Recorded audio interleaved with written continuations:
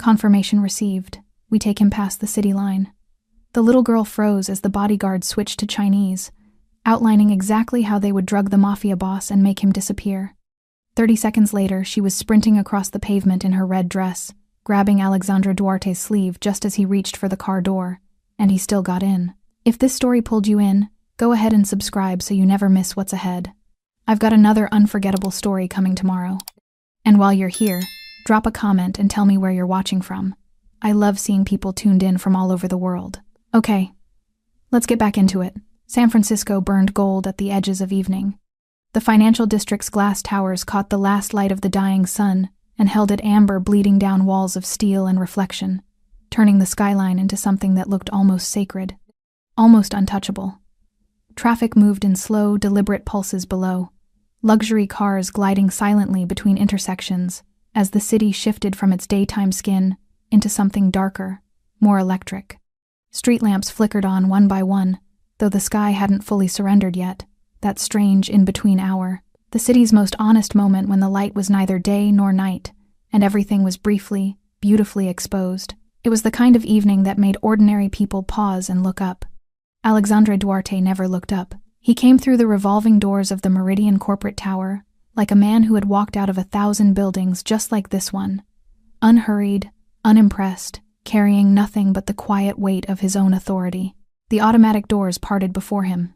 The evening air met him first. Black suit, no tie. The collar of his shirt open at the throat, deliberate in its casualness, not a man who forgot to dress, but a man who simply didn't require the formality. The jacket sat perfectly across broad shoulders, tailored with the kind of precision that cost more than most people's monthly rent. His dark hair was swept back, severe and clean against the angular lines of his face. His jaw was set, his expression unreadable. Not blank, unreadable. There was a difference. Blank was nothing. His face held something coiled and still, the way deep water holds its current.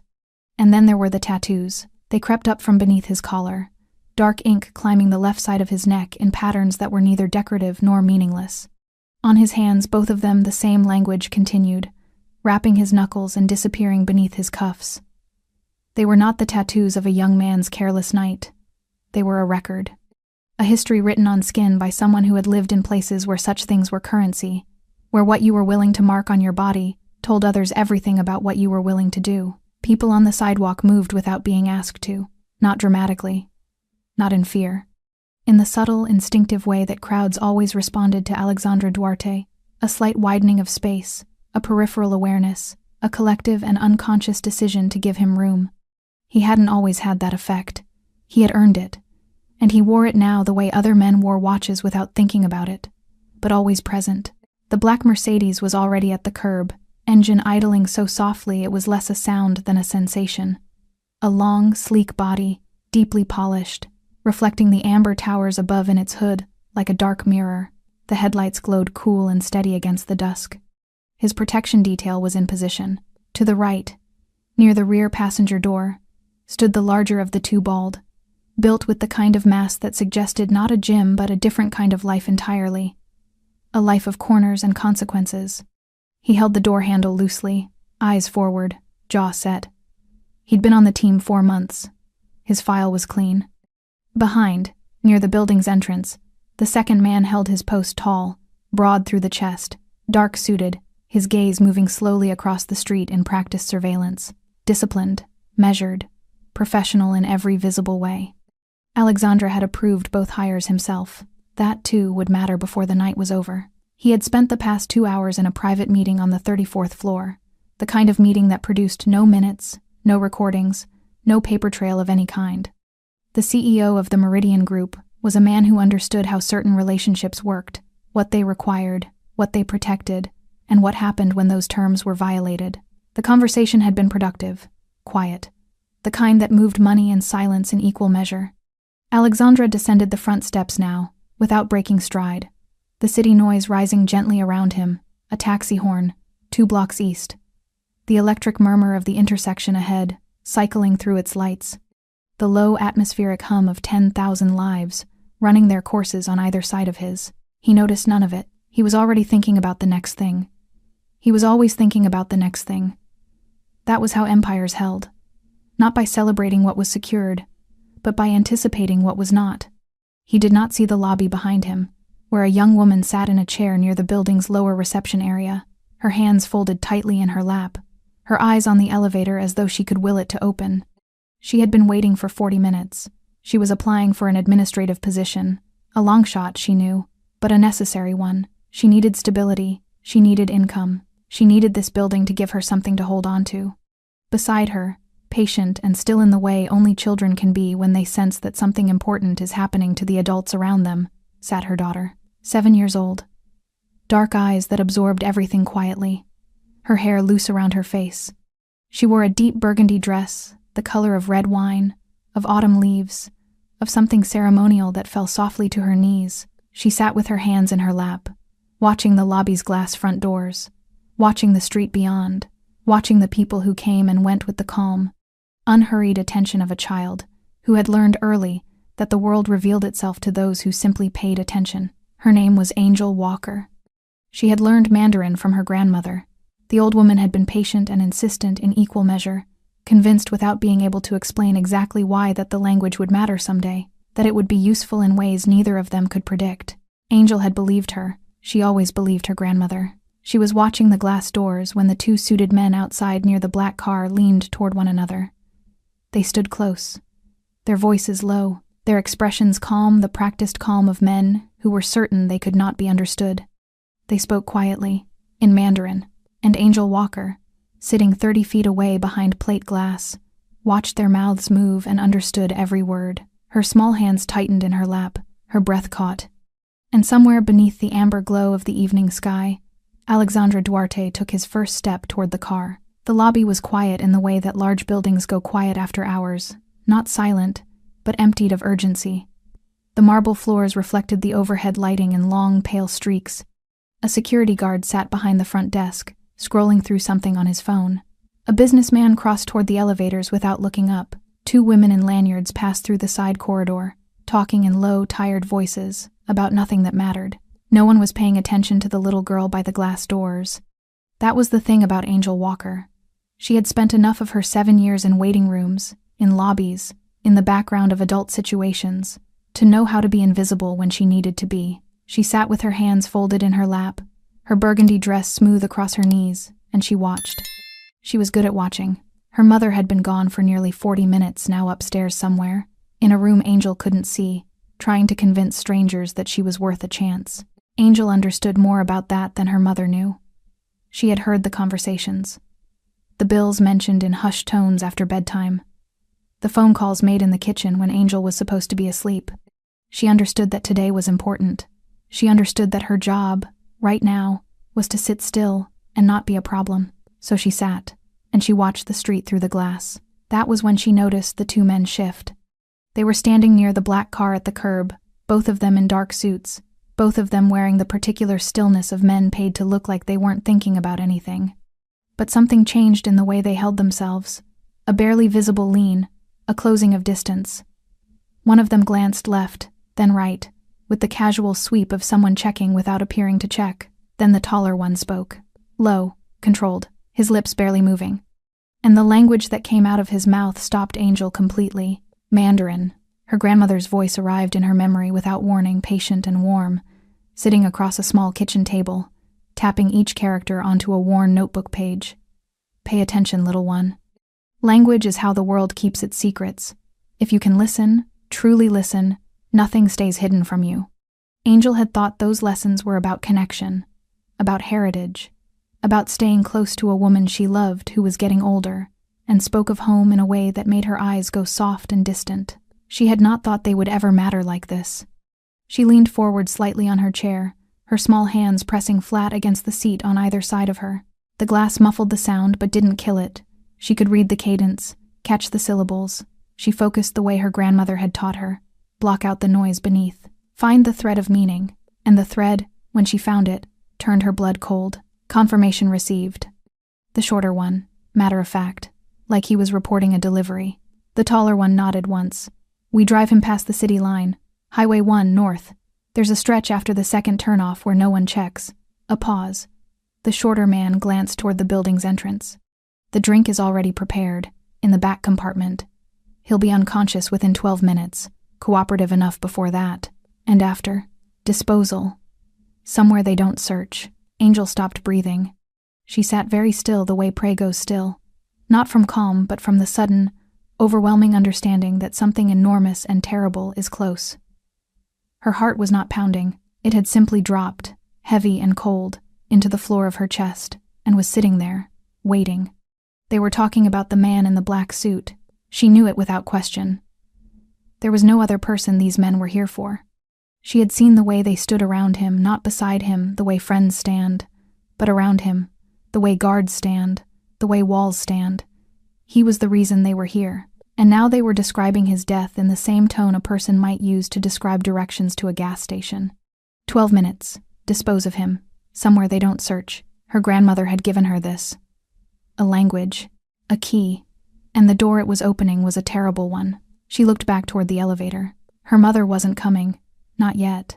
Maybe not for another 20 minutes. Maybe longer. And even if she called out, even if she ran upstairs somehow, what would she say? What could her mother do? Who would believe a 7-year-old girl who had overheard men speaking Mandarin outside a building in San Francisco and translated it and decided it meant what she thought it meant? What if she was wrong? She pressed her hands together in her lap and made herself go through it again, carefully, word by word, the way her grandmother had trained her to verify before she was certain. Not the impression of language, the actual words. She was not wrong. He'll be unconscious before he realizes. She pressed her lips together. Her eyes stung not from crying. Not yet. But from the effort of staying controlled, when every instinct she had was screaming at her to run to someone, anyone, and make them understand what she had just heard. She looked toward the front doors again. The man in the black suit was not outside yet, but the meeting had to end soon. Her mother had told her it was a business building, that important people came here, that meetings ended, and people left. And when he left, when he walked toward that car, Angel stood up. Her legs felt strange, thin and unreliable, like they belonged to someone else.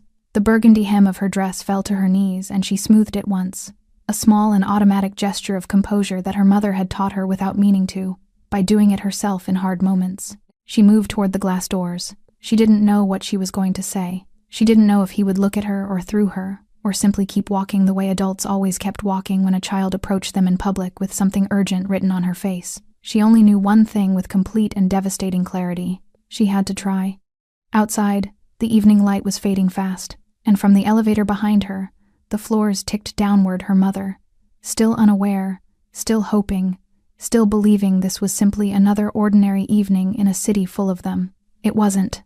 The revolving doors exhaled her into the evening. The air outside was cooler than she expected, that particular San Francisco cool that arrived with the dusk, carrying the faint salt of the bay and the metallic edge of a city in motion. Angel stepped onto the wide stone steps of the Meridian Tower and immediately felt how small she was. The street spread out before her in every direction, full of noise and movement and adult certainty, everyone around her operating on the assumption that they knew exactly where they were going and why.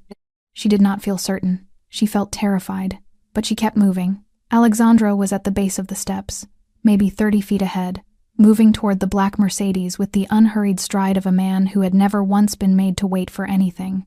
The bald bodyguard already had the rear passenger door open, one thick hand resting on the frame, his eyes forward. The second guard, tall, positioned slightly behind, had turned his gaze to the street, scanning in that slow, professional arc. The two men near the car, the ones who had spoken, they looked exactly the same as they had through the glass, composed, disciplined, suited. There was nothing in their faces that said monster. There was nothing in their faces that said anything at all. And that, Angel realized, was the most frightening thing about them. That evil, when it was organized, looked exactly like professionalism. She moved down the steps. Her heart was a fist, knocking against the inside of her ribs. Her burgundy dress caught the evening breeze and pressed against her legs. She kept her eyes on the man in the black suit and told herself the way her grandmother had told her to speak to herself when she was afraid you already decided. Now just move, sir.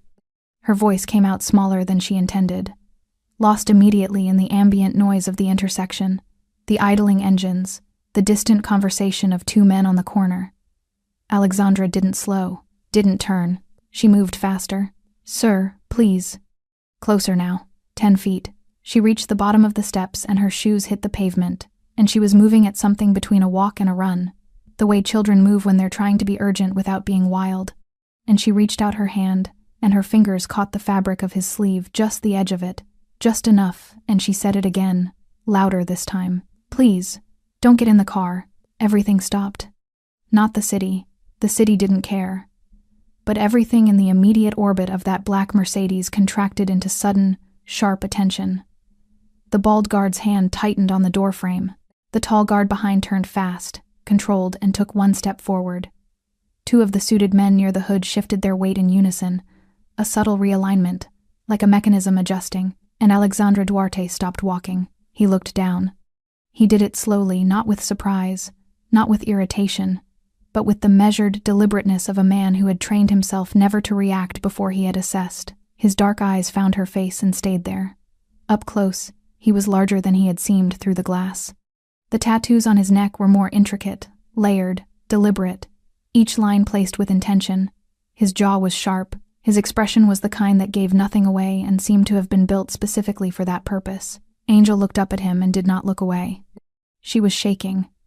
She could feel it in her hands, in the backs of her knees, in the slight unsteadiness of her breath, but she had come this far and her grandmother's voice was in her ear. If you know something, you say it. You don't wait for permission to tell the truth. I heard them, she said. Her voice was low, almost a whisper now, instinct driving her to keep it between only the two of them. The men by your car, they were speaking Mandarin. I understood them. She swallowed. They said they have something in the car. A drink. They're going to give it to you and it will make you, they said, unconscious. And then they're going to drive you past the city and… She stopped. She couldn't say the last part out loud. Not here. Not with them standing 20 feet away. She didn't need to. Something moved behind Alexandra's eyes, so brief, so contained, that if she hadn't been looking directly at him, she would have missed it entirely. It wasn't fear. It wasn't shock. It was something more precise than either of those things. A recalibration. The almost imperceptible adjustment of a man whose mind had just received a piece of information and was already, quietly, rearranging everything around it. He studied her face for 3 full seconds.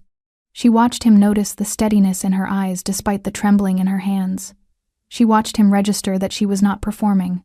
She watched him decide. His expression didn't change. "What's your name?" he said. His voice was quiet, controlled, like the engine of the Mercedes, powerful in its restraint. Angel. He held her gaze for one more moment. Then he reached into the inner pocket of his jacket, a motion so smooth and brief that no one watching from a distance would have registered it as anything more than straightening his collar, and his thumb moved across his phone screen 4 times. A coded message. Sent. Follow. No lights. He slid the phone back into his pocket, and then he did the thing that made Angel's stomach drop completely through the pavement. He looked away from her. Not dismissively, not cruelly, but with the finality of a man who had already made his decision and was now executing it. He straightened slightly, his jaw set. His eyes moved to the bald guard holding the door, and he gave the smallest nod, the nod of a man who had simply finished whatever brief distraction had delayed him. "Sir," Angel started again, her voice breaking at the edge. "Go back inside," he said quietly, not unkindly, but with a certainty that left no space for negotiation. He stepped toward the car. Angel stood frozen on the pavement, her hand still half extended, her burgundy dress perfectly still now in the sudden absence of wind. She watched the door open. She watched him fold himself into the back seat, with the calm of a man who feared nothing. She watched the door close. The bald guard settled into the front passenger seat. The engine, already running, simply shifted a barely audible deepening, like a held breath released, and the black Mercedes pulled smoothly away from the curb. Angel stood alone on the pavement and watched it go. Behind her, the lobby doors were still open. Her mother was still upstairs, and somewhere in the back seat of that car, in the dark, Alexandra Duarte rode toward something only he and she knew was coming. The city slid past the windows like a film reel. Streetlights, storefronts, intersections cycling through their colors with mechanical indifference. The black Mercedes moved through San Francisco's evening traffic with the smooth authority of a vehicle that had never once been in a hurry because it had never needed to be. Other cars yielded without knowing why. Lanes opened. The city parted. the way it always parted for things that carried invisible weight. In the back seat, Alexandre Duarte sat with his hands resting loosely on his knees. He did not look at the guard beside him. He looked at the window. This was not unusual. He rarely spoke in transit. His men knew this, the original ones, the ones who had been with him long enough to understand that his silences were not absence, but concentration. The back seat of a moving car was where he thought, where he processed, where he made the quiet decisions that later appeared to the world as inevitable outcomes.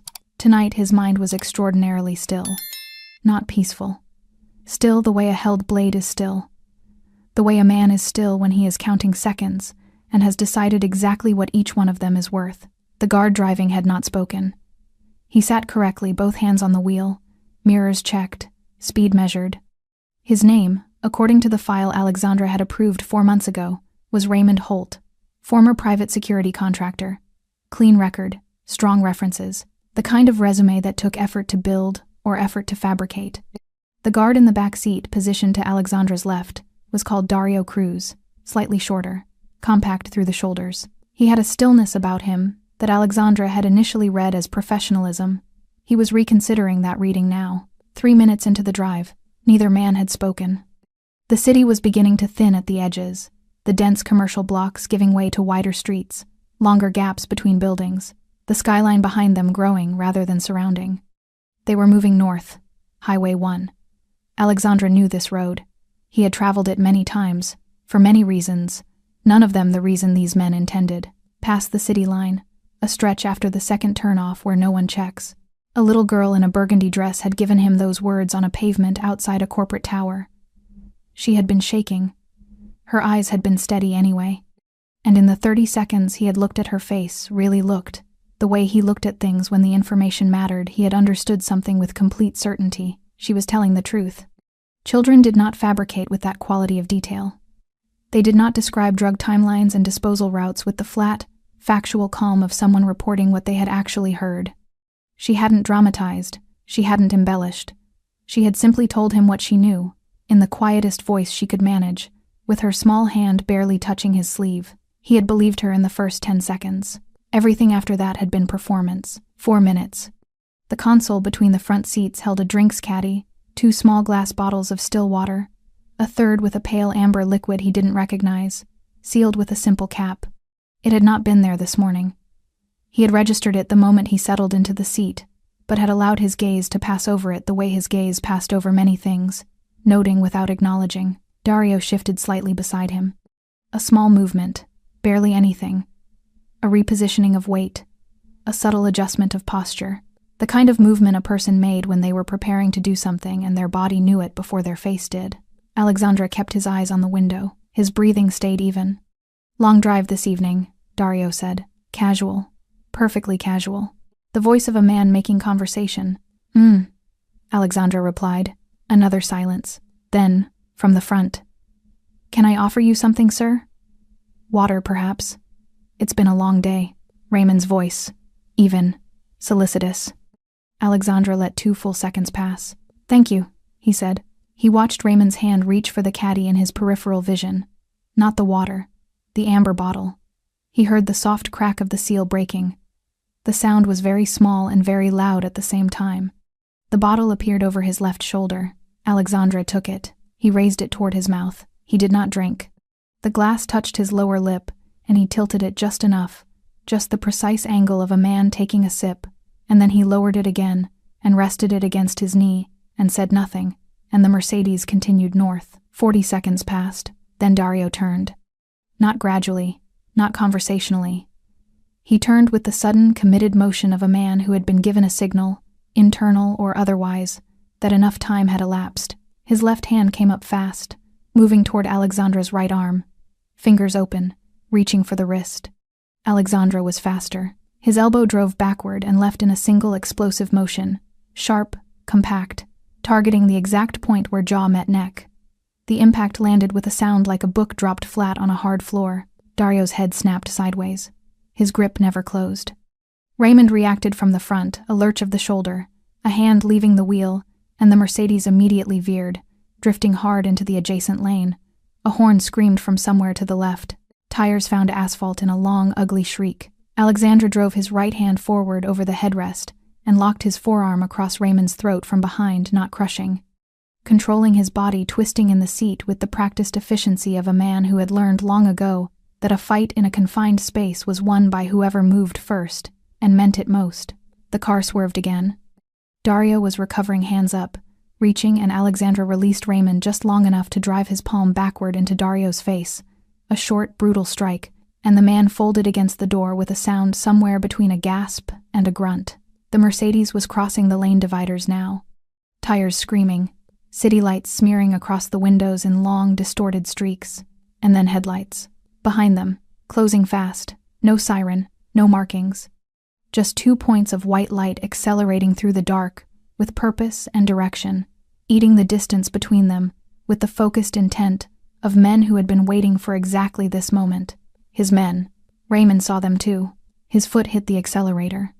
The Mercedes surged, and Alexandra tightened every muscle in his body, reset his grip, and prepared for what came next. The night outside was a blur, but inside the car, everything was perfectly, violently clear. The Mercedes didn't stop willingly. Raymond's foot stayed on the accelerator even as the car behind them closed the gap, with mechanical certainty headlights filling the rear window, washing the interior in cold white light. The engine surged, the speedometer climbed. Outside, the city's northern edge had dissolved entirely into dark open road, the kind of road that had no witnesses and no streetlights, and nothing on either side but the flat, indifferent dark of land that didn't care what happened on it. Alexandra knew this kind of road.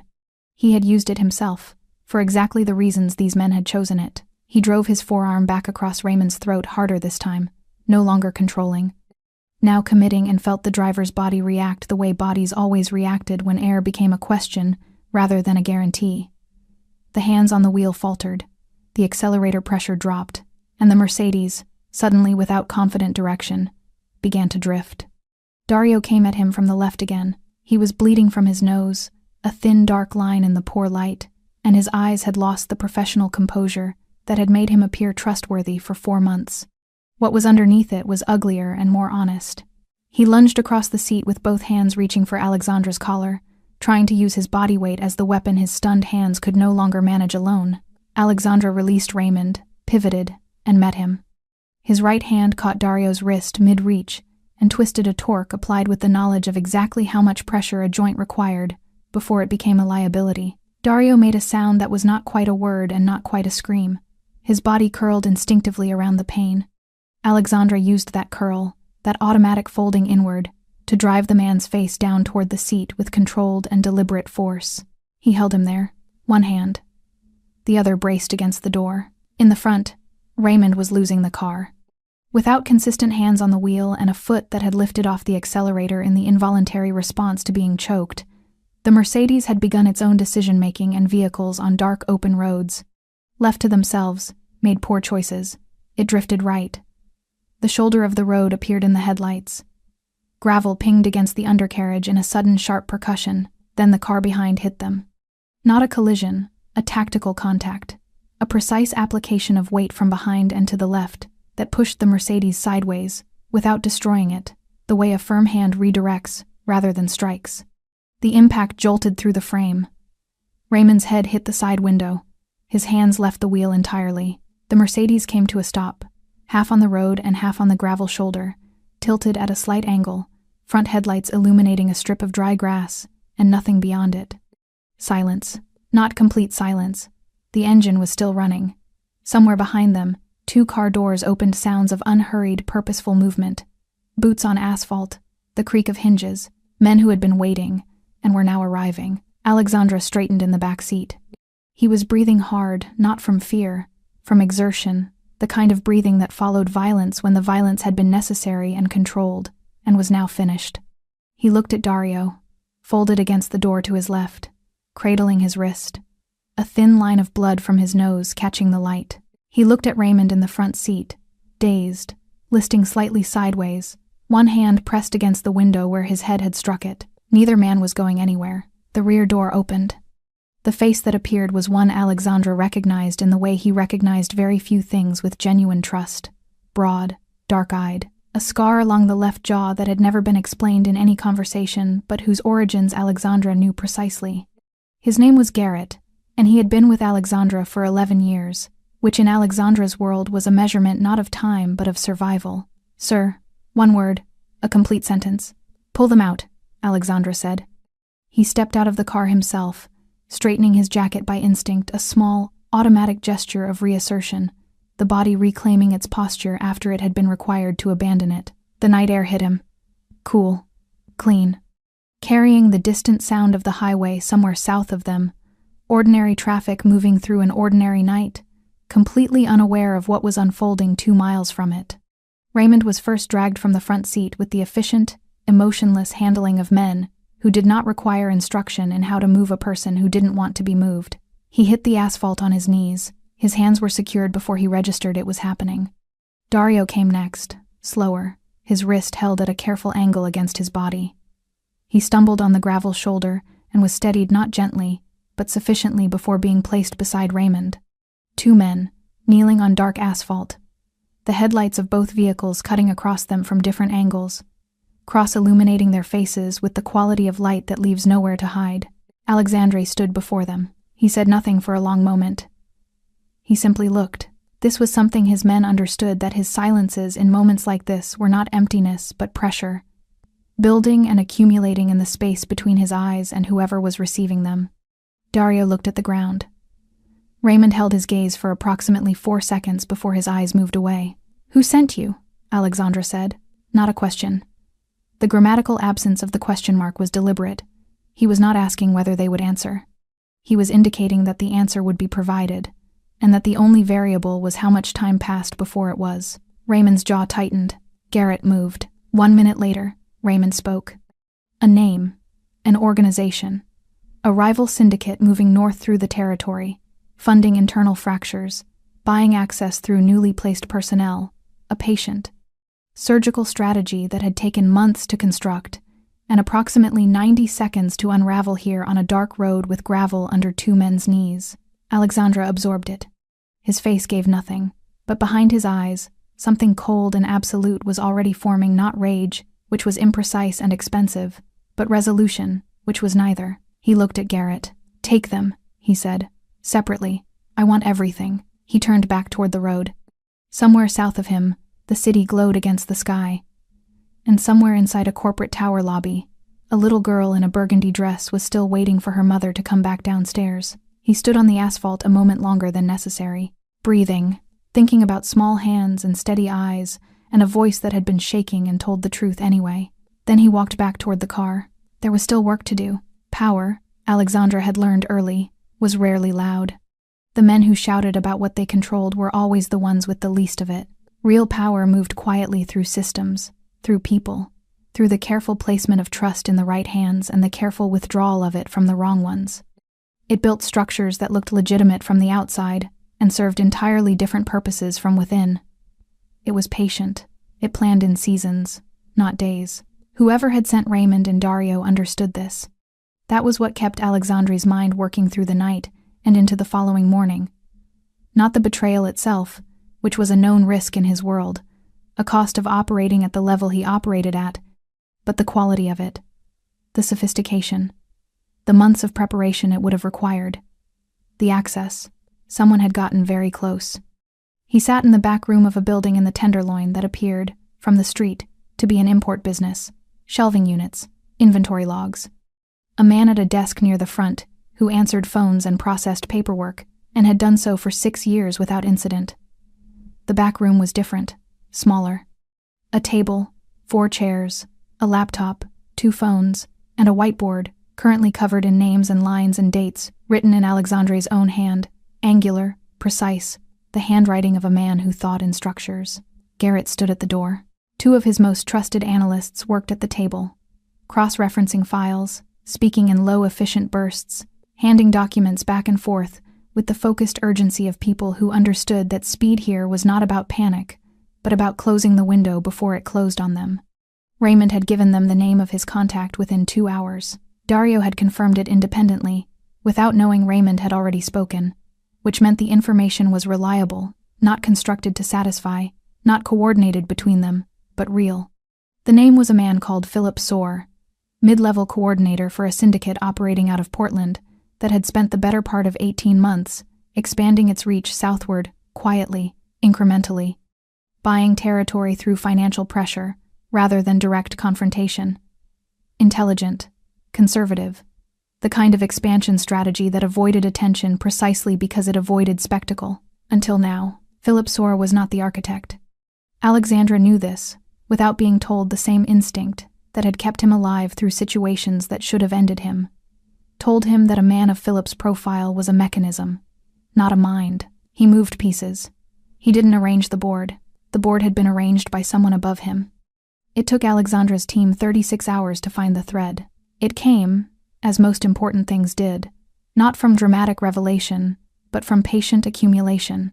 A financial record here, a communication log there, a name that appeared twice in documents that should have had no connection to each other, and then a third time, and then the shape of it became visible, the way a face emerges from static, when you stop trying to force it and simply let your eyes receive what's there. The name was Theodore Marsh.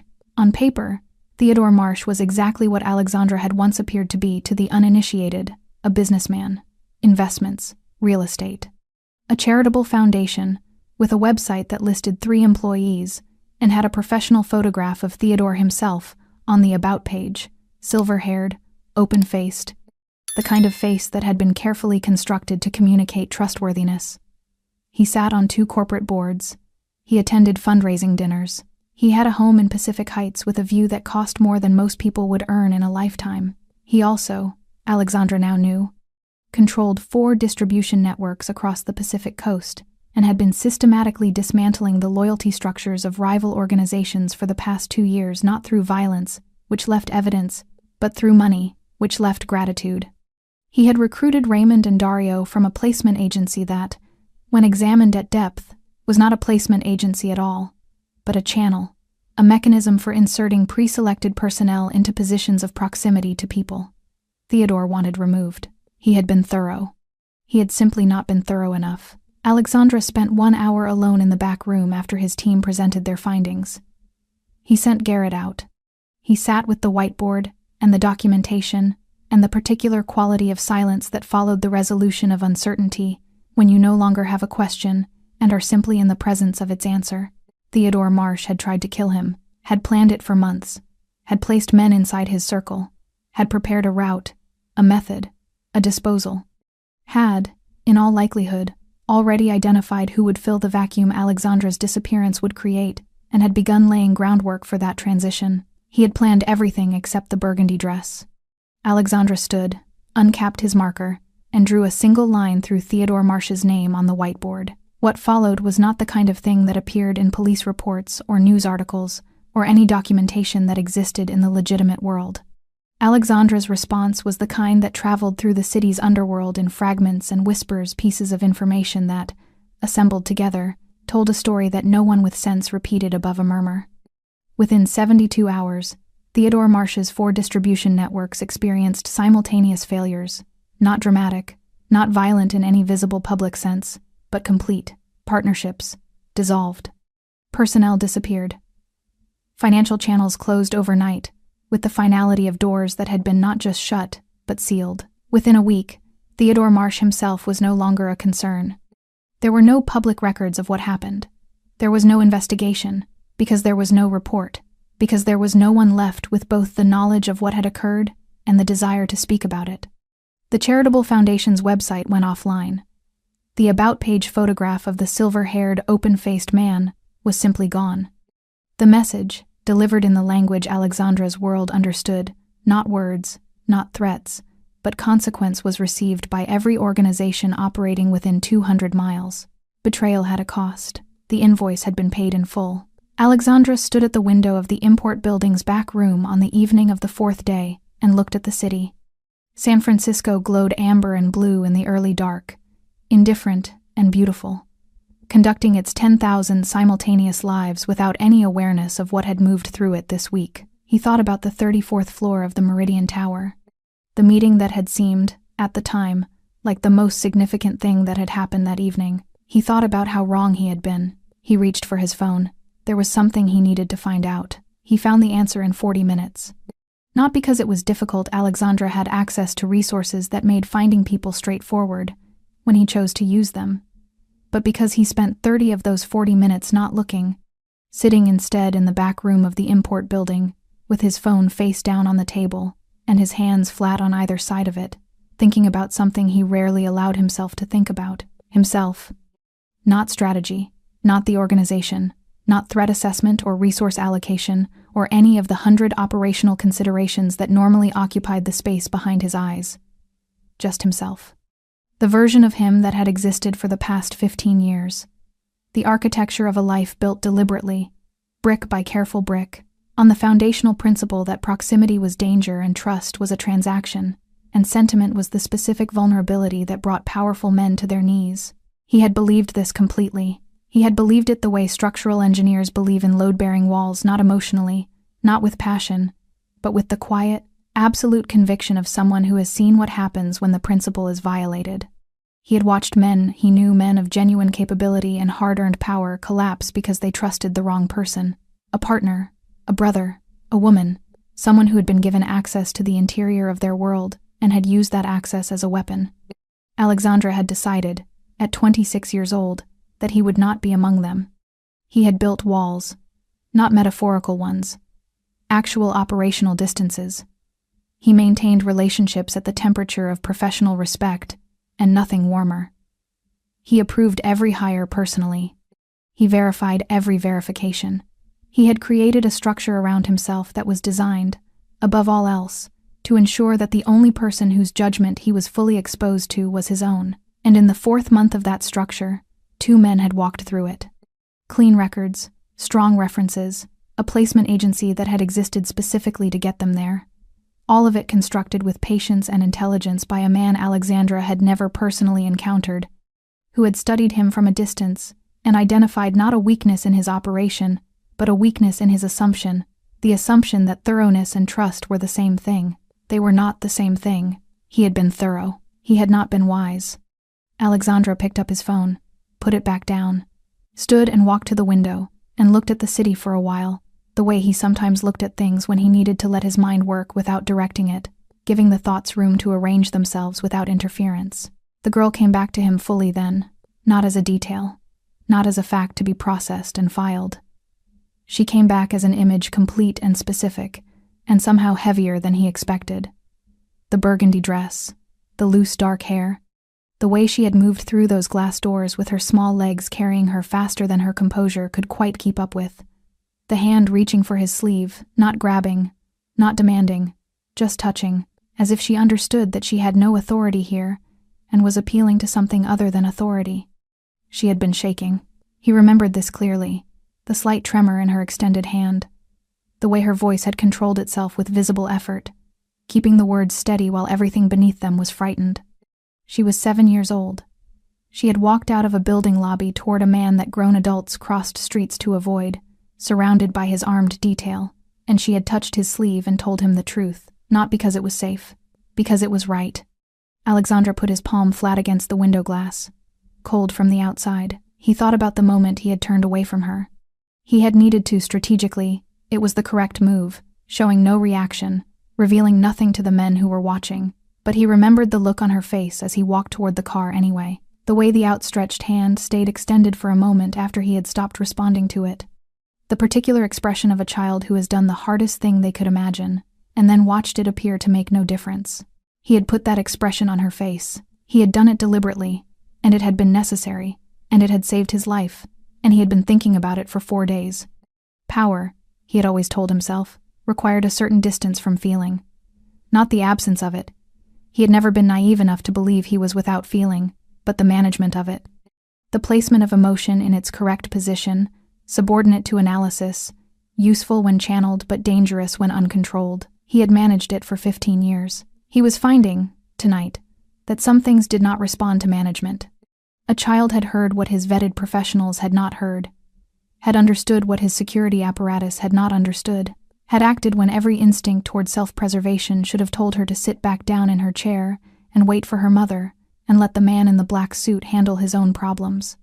She had none of the things his world considered qualifications. She had simply paid attention and cared and chosen to act on what she knew, despite having no power to enforce the outcome. He had spent 15 years building power. She had walked out of a lobby with nothing but the truth and her grandmother's language lessons and a willingness to try. He stayed at the window a long time. When he finally picked up his phone, he called Garrett. "The woman who was in the building that evening," he said. "Job interview. Lower floor. She had a daughter with her." A pause. "Find them. Quietly. I want to know her situation. Employment, financial, housing, everything. Don't approach them." "Understood," Garrett said. "Timeline?" Alexandra looked at the city. He thought about a small hand against his sleeve. He thought about a voice keeping itself steady through sheer force of will. He thought about what it cost a person, any person, regardless of age, to walk toward something frightening and speak anyway. "Tonight," he said. He ended the call.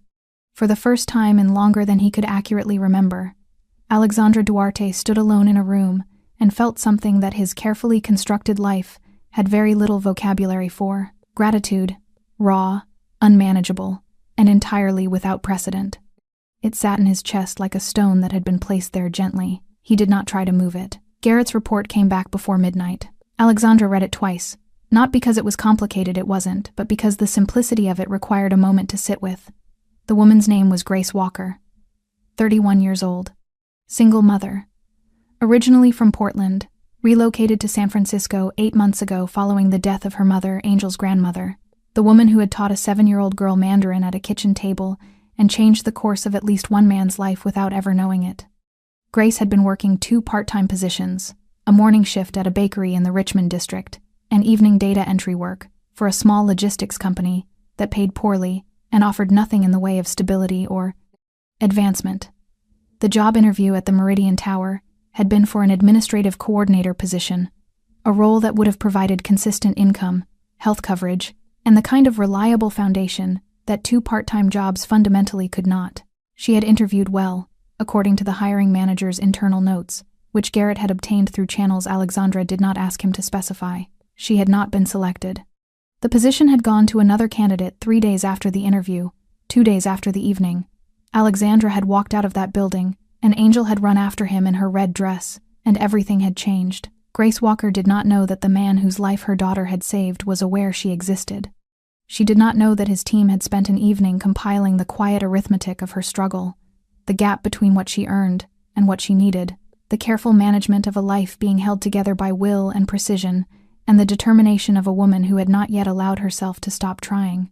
Alexandra set the report down. He slept 4 hours, rose before dawn, made 1 call. He arrived at the Meridian Tower at 9:47 in the morning. No announcement. No entourage beyond Garrett, who walked 3 steps behind and to the left with the practiced invisibility of a man who had learned how to be present without being noticed. Alexandra wore the same quality of suit as always, dark, impeccable, no tie, but something in his bearing was different this morning. The cold dominance that normally preceded him into rooms was still there, because it was structural now, built into the way he moved, but it was accompanied by something else, something quieter, a purposefulness that was not about power but about debt. He had debts very rarely. He paid them completely. The lobby receptionist looked up as he approached, and the familiar recalibration happened, that unconscious widening of attention, the slight straightening of posture that people performed in the presence of someone whose gravity they could feel before they could name it. Alexandra gave her Grace Walker's name and told her he needed to speak with the hiring manager. His tone left no space for the question of whether this was possible. It was possible. The hiring manager, a composed woman in her 40s named Patricia Ellison, appeared from the elevator bank 7 minutes later with the careful expression of someone who had been told an unexpected visitor was waiting and had spent the elevator ride preparing for uncertainty. She extended her hand. Alexandra shook it. "I understand you recently had a candidate for your administrative coordinator position," he said. "Grace Walker." Patricia's composure held. "The role has been filled, mister." "I'm aware," Alexandra said. "I'd like you to call her." A pause. "I'm not sure I understand." "She interviewed for a position in this building," Alexandra said. "I'd like you to offer her one. The salary should reflect senior coordination level. Benefits comprehensive. Start date at her convenience." He held Patricia's gaze with the particular steadiness that had ended longer negotiations than this. "I'll be covering the cost differential through a consulting arrangement my office will formalize by end of day." You won't carry any financial exposure. Patricia looked at him for a long moment. May I ask why? She said. Alexandre considered the question. Her daughter did something difficult, he said, and it mattered. Grace Walker arrived at the Meridian Tower at 2 p.m, having received a call from Patricia Ellison, asking if she could come in at her earliest convenience regarding a new development in her application.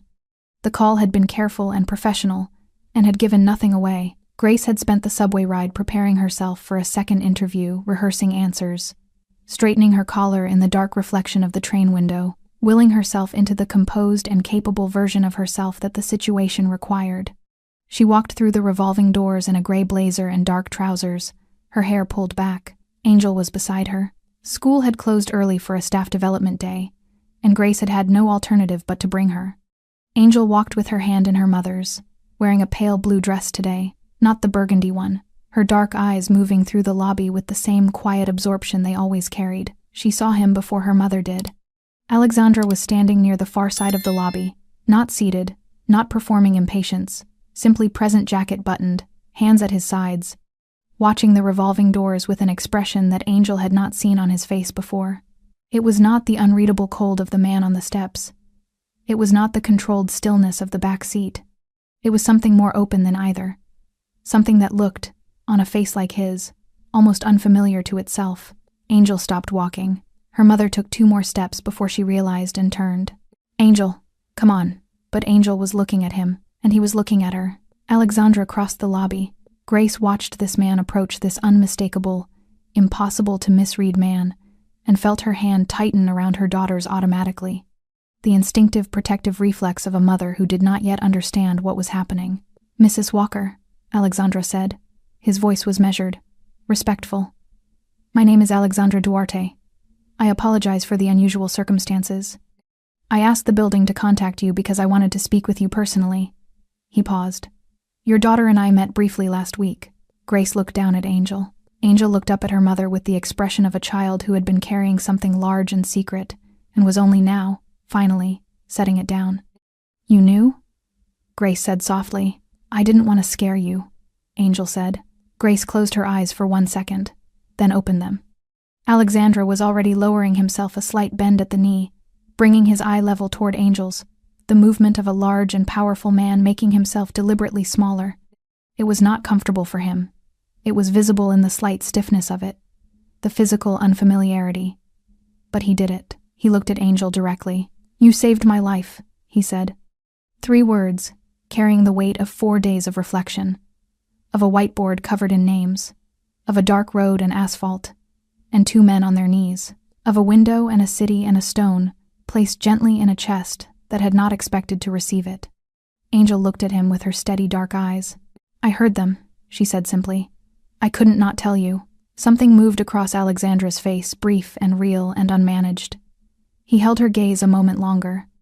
Then he straightened and turned to Grace, who was standing very still with the expression of a woman rapidly reconstructing her understanding of recent events. Your daughter showed more courage last week than most adults I've known, he said. I'd like to do something to acknowledge that, if you'll allow me. Beginning with the position in this building which is yours, if you want it. Unconditionally. Grace opened her mouth, closed it. Why? She finally said the same question Patricia had asked differently, asked from somewhere more vulnerable. Alexandra glanced once more at Angel. Because someone in a red dress taught me something I should have learned a long time ago, he said, that the smallest voice in the room is sometimes the only one telling the truth. Grace pressed her hand to her mouth. Angel reached out and took Alexandra's hand briefly, just for a moment. Just the light touch of small fingers against tattooed ones, and then let go. The lobby continued around them. Ordinary, unhurried, as if the world had simply made a small, quiet correction and was moving on. The organization felt the change before anyone named it.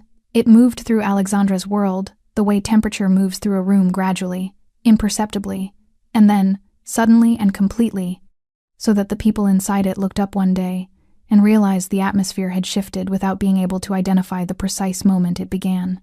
The first visible change was structural. Within days of the road confrontation, Alexandra dissolved the external placement arrangement that had supplied Raymond and Dario and 3 other personnel across his operation over the preceding year. Quietly, no announcement.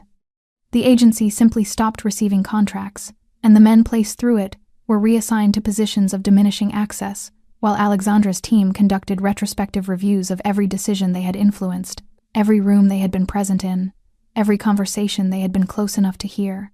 2 additional vulnerabilities were identified. Neither had been activated yet. Theodore Marsh's network had been dismantled before they could be. But they had existed.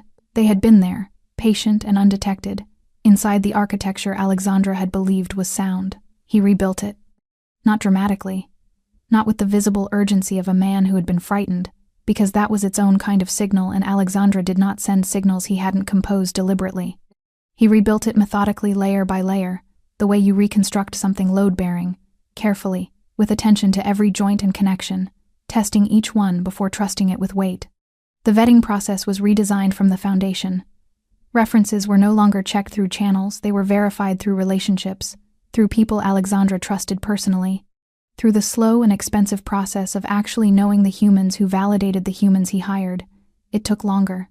It cost more. It produced a security apparatus that was, within 2 months, significantly smaller and exponentially more reliable. He reduced his circle deliberately, not with coldness, or not only with coldness, but with the clear-eyed acknowledgement that a smaller circle of genuine loyalty was worth more than a large one of performed loyalty, and that he had confused the two for long enough.